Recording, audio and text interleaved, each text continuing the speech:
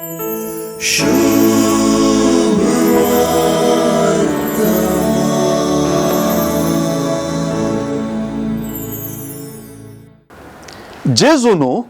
विधवेच्या पुताक मेल्ल्यांतलो जिवंत केल्ले वेळी लोकांचो उद्गार एक देवस्तुतीच आटापता. सुवार्थेकारच सांगता तशें अचर्य पळयल्ल्या लोकांन व्हडी एक प्रवादी आमचे मदें उठला, देव आपले परजेची भेट करूंक आयला म्हणून देवाची स्तुती केली. पयलेंच विधव आसले आनी आतां तरणाटा पुताच्याय मरणान संपूर्ण एकसुरी जाल्ले ते स्त्रियेक पळयल्ल्या जेजूचें काळीज कनवळायेन भरलें म्हणली उतरां आज सुवार्थेचें केंद्रच म्हणयेत.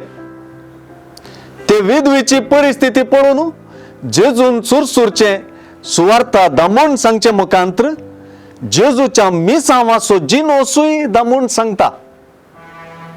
हांगासर अचर्याक मेल्ल्या मनशाक जीव केल्ले म्हूण वलावच्या की विधवेक तरणाट्या पुताचो सांगात परत मेळशें केल्लें अचर्य म्हळ्यार चड सुक्त जायत.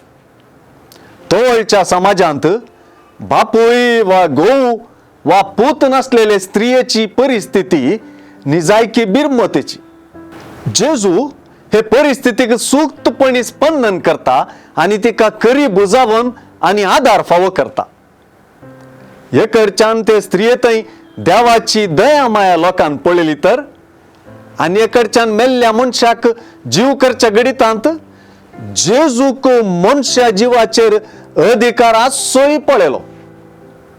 देवाक मात्र सीमित आसची सकत जेजू थंय देखलेलो लोक देव स्तुती करता.